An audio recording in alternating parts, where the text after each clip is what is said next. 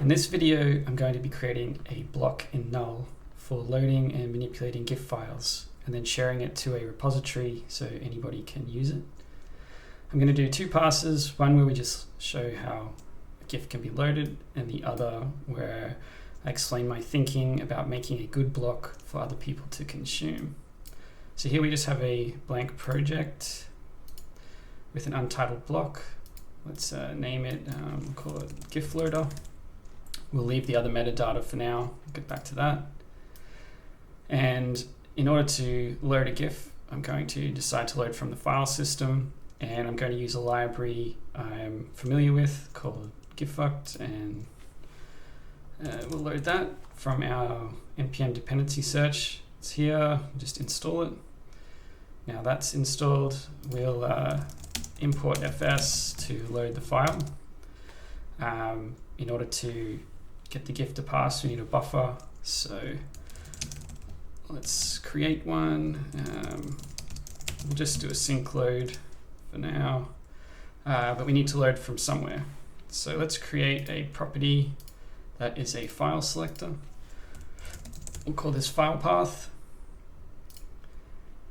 Now this means that whatever we select here will be accessible on state.filepath. Each block has a persistent state object that can be read and written to that stays persistent even on reloads of the code for the block. So I'll show an example. If we use the markdown shortcut to load state.filepath, we save that, we'll see that the markdown is rendering undefined. If we then select a file, have some GIFs already there, we'll choose this vidcat selected. You can see the code reruns. Now state.filepath equals the location of the GIF. So what we'll do is we'll import fs, we'll load a buffer. Now we'll also import the functions from our GIF library. So if you look at the docs, it takes two functions, pass GIF and decompress frames.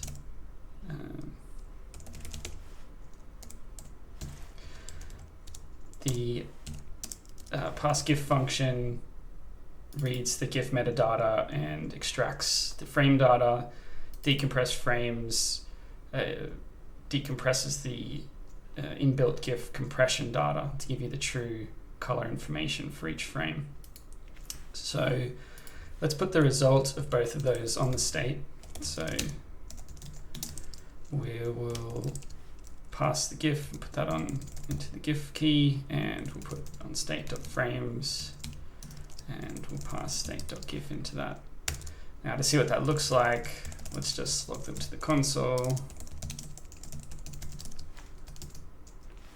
We have an error. What have I done wrong here?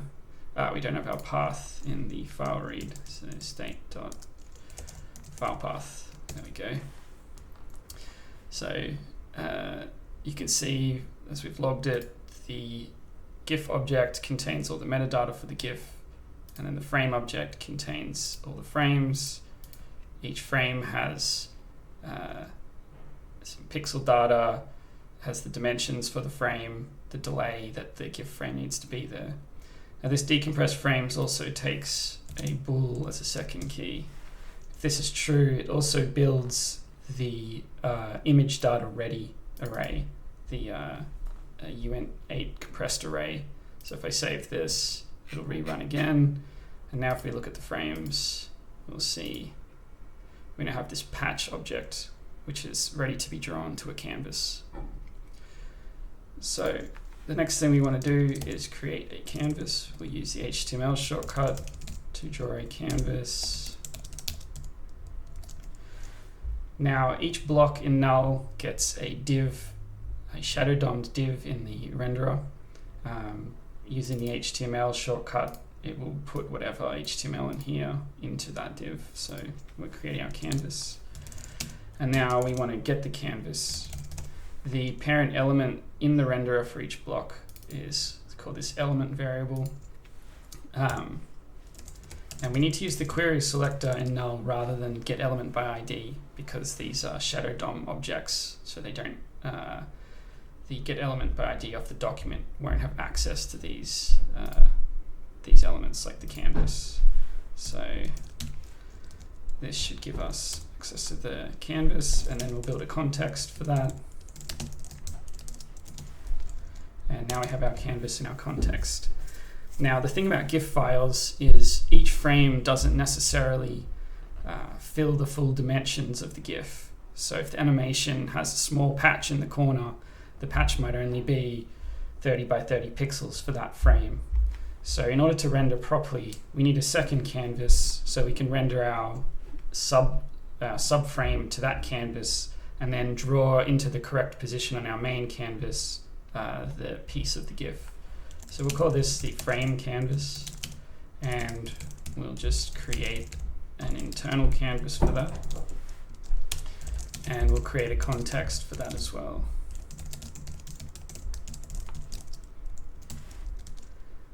Now we have our main canvas and context, frame canvas and context. So let's firstly just try and draw a single frame to our renderer. So for that, we want to set our width. Now the GIF object, which is up here, you'll see has this LSD key, which gives us our height and width for our GIF file. So let's pull the LSD off of the state.gif, and we'll make our width the LSD width, and make our canvas height the LSD height. And now we want to draw a frame, so let's just put this into a function, and we'll give it a frame from the array. And so inside here, we need to set the frame canvas and frame context to the right sizes. So we need to do a check. So let's say if the frame canvas, we'll do something simpler for now. So we'll just assume we have the first frame. So let's do draw frame state.frame0. And in here we will set the frame canvas width to be inside each frame we will get the dims key. So we'll pull the dims and we'll pull the patch information off of the frame, and we'll set the canvas width to the dims width and the canvas height to the dims height. Next, what we need to do is create an image data to write the patch information to. So we'll call this the frame data, I guess. And we'll do the context, the frame context dot create image data. And we want to create one that is the width of the dims, which should match, but we need to put the variables in anyway. So now we have our frame data. So what we want to do is set the frame data to the patch information. So frame data is an image data that has a data object on it, which is the underlying pixel array, and that has a set function which we can pass the patch from the frame into. So at this point we have the image data for the frame set up. So now we want to write that image data to the frame context, and we want to draw it at the top left corner because we know the dims. So now our internal frame canvas should have the frame information drawn to it. So the next thing we want to do is then draw that image data to the main canvas. So for that we do draw image, we draw the frame canvas onto that, and we want to draw it at the correct location of the patch itself. So dims has a left and top key. And now if we run this, we get the first frame of our GIF, which is great. So next thing we should do is now animate this GIF. So let's create a loop here, that goes forever, and we can then draw a frame. So let's put a we'll do an index. We'll start at 0, and we'll increase it, and we want to do frames I, but we want it to loop, so we'll just do the mod of the frames.length, and that should render all the frames. However, you should notice here that this for loop is infinite and obviously would hang the entire program. So what we want to do is turn this into an animatable thing. Now in Null, in order to animate, you simply need to run the yield keyword. Behind the scenes, the reruns of these block codes are an async generator. And by running yield, it essentially jumps out at this point of the code. It will perform a request animation frame behind the scenes and then jump back into the code at this point. It makes animating in here quite straightforward. You don't have to think about it too much. So if we save this, now we're getting our GIF animating. As you might notice, it's extremely fast. You'll see in these frame objects that there's a delay variable, which says this frame should be delayed 70 milliseconds. So in order to do that, we'll just need to do a delay here. So let's create a delay function, and we'll get our frame. So we need our access to our frame here. So let's just do frame, we'll rip this out, and we'll pass our frame here, and we'll also do frame.delay. Now we'll have to create our delay function. I'm sure you've created one of these before, which is just promisifying set timeout. Just having a mental blank. Function runs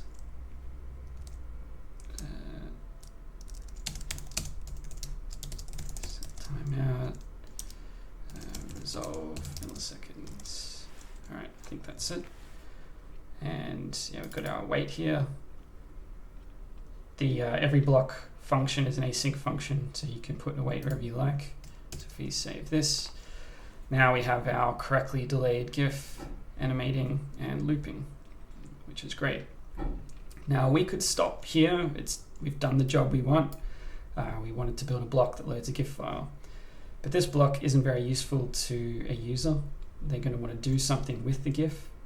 So we've already written the GIF metadata and the frame data to state.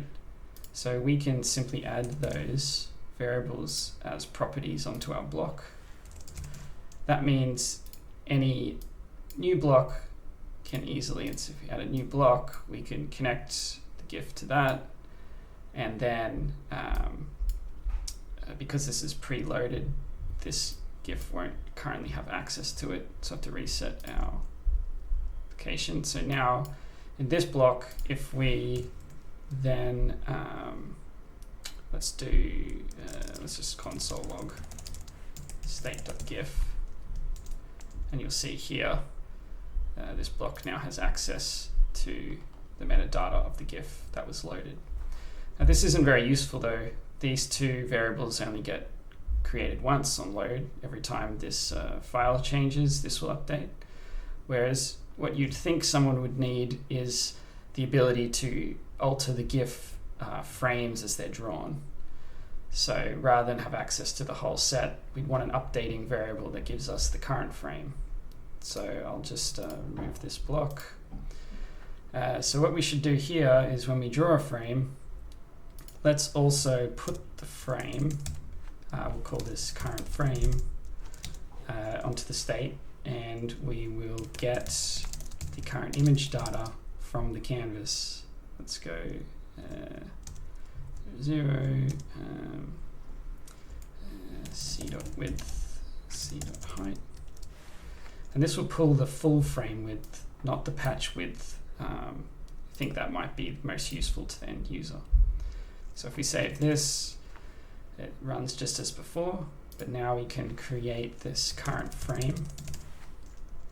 And if we build a new block and connect the current frame up, if we say did markdown on this and we took the current frame and we looked at it, we had some examples up here. I know we reset, didn't we?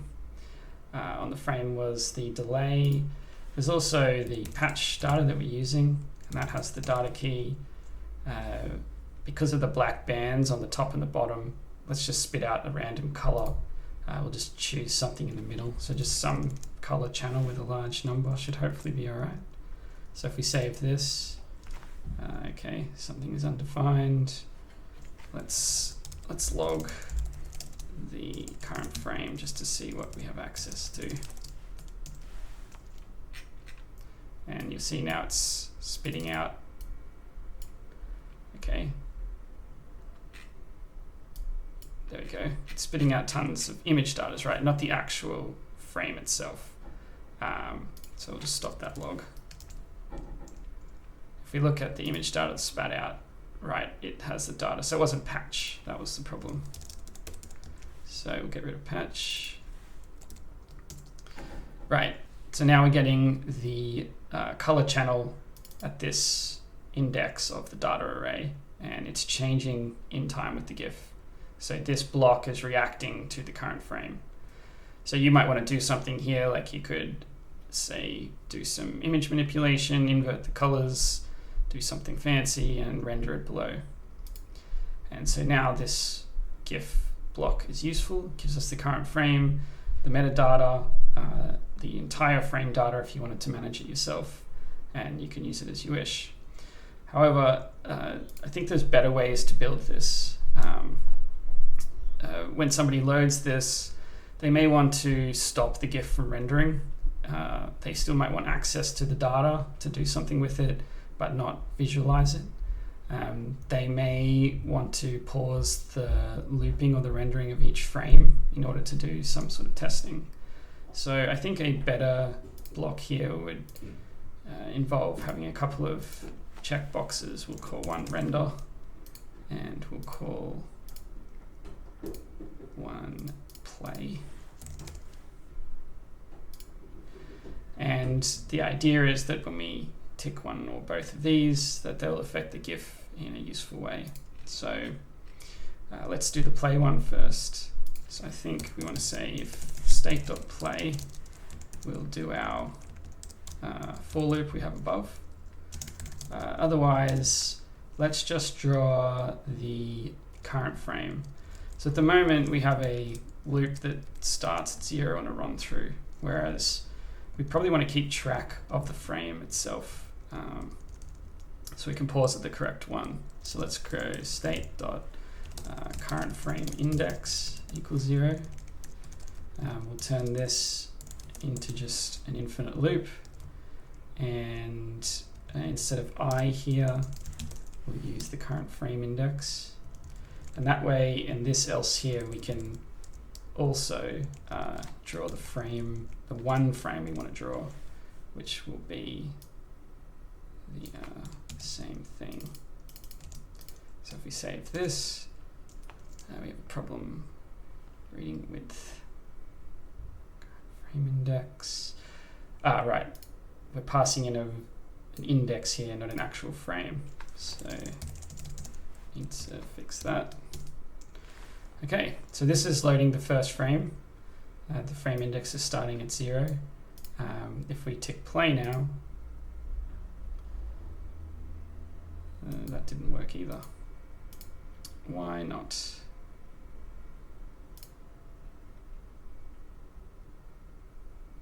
Yield. I'll just reset the block just in case it's a different problem. I know why. We've created this current frame index, but we have nothing updating it now. So prior to the yield, we want to increment it by 1. So now when we hit play, great. And then pausing, should work, hit play again. Now, if you careful, you might have noticed an unwanted behavior here is no matter when we stop play, see that the system resets to frame 0. That's because whenever these properties change, it reruns the entire code base for the block. And sometimes that's fine, but in this case, it means we're repassing the entire GIF, recreating the canvas, and then reinitiating the play or not play, which is then restarting the frame index at 0. So inbuilt into each block is a function called onChange, which when running through a new block will only run the internal function when a particular set of dependencies change. So we can do this here. We can use onChange, and we can say that we only want this to change when the file path is updated. So whenever the file changes, we want to re-get the buffer and repass the GIF itself. And this is probably a good place to also set up our frame index. So we'll move that up to here as well. If I save that, the system works, and now when we hit pause and play, we're now pausing and playing at the correct place. Just worth noting though, that even though the GIF loading is only going to now run when the file path changes, the canvas itself and these outer contexts are also being recreated every time one of these is changing. So it might make sense here as well to put a second onChange. You can have multiples of these. And this will rerun when the file path changes. Obviously we want to recreate the canvas. But it'll also rerun when we do render, because we only want to create the canvas on a new render. So we should check here if we want to render something to create the canvas. Otherwise, let's just put some information like GIF loaded, and we'll put the file path, and let's put the dims in as well. So that would be state.gif.lsd.width px and state.gif.lsd.height px. Okay, now if render is now false, the canvas won't be created, which will break all this code below. So let's only do this if render is true. Put it down here. Let's save this, and because render is false, you'll see our GIF is loaded, shows the dimensions. If we then click render, we'll get the current frame, and then if we click play, we'll also get the GIF playing.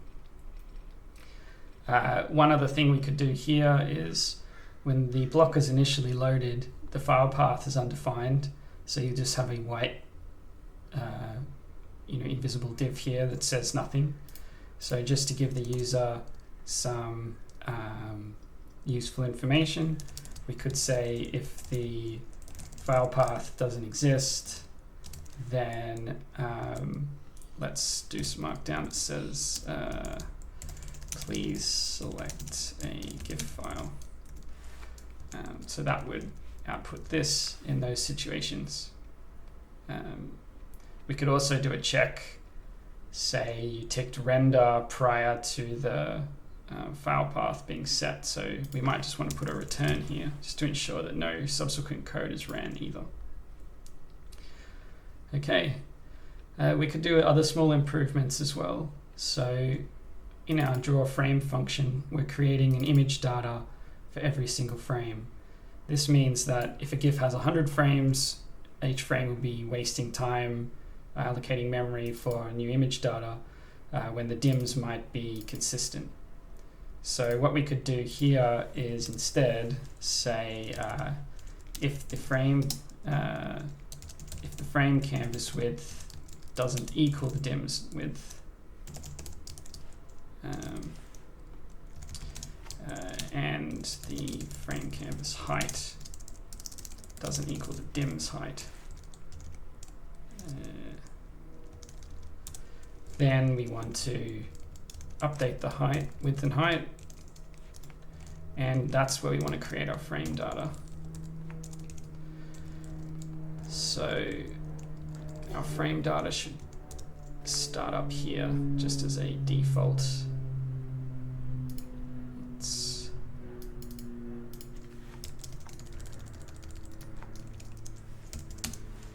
So let's initialize it with the frame canvas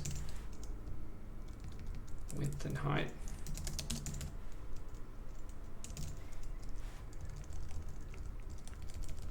And then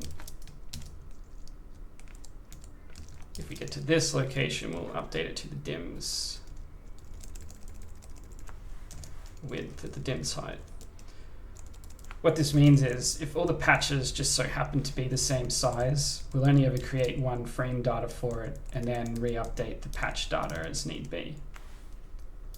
Let's see if this runs without any issue. Offsets out of bounds. It could be that the first one, because there's no width and height set on the frame canvas yet. So let's set the initial frame canvas width and height to be equal to the main canvas.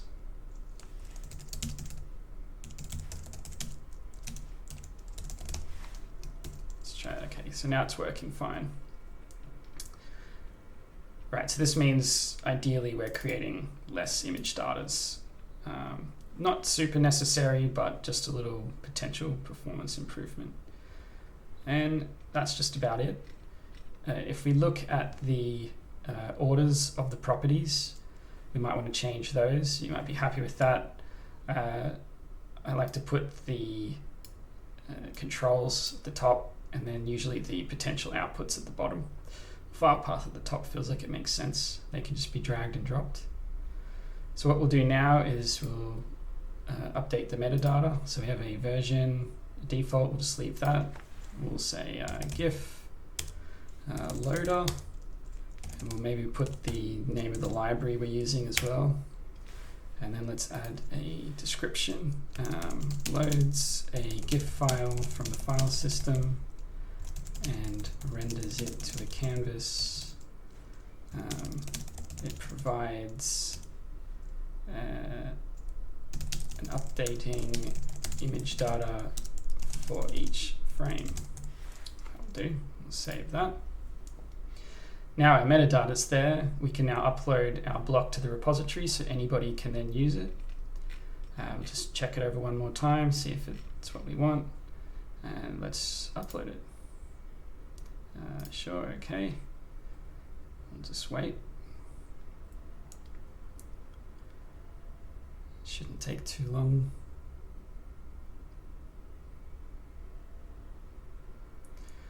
Right, the block is uploaded, and now if we are going to search online, we can search for GIF. Maybe the could be that the search system needs time to update. Yeah, so our GIF's there without any search. I'm not sure why. It might take a little while to get put into the search system. But we can install it from here. So if we install that block, it should install and download. Just zoom out a bit. You see we have a GIF loader now, the one that we've created.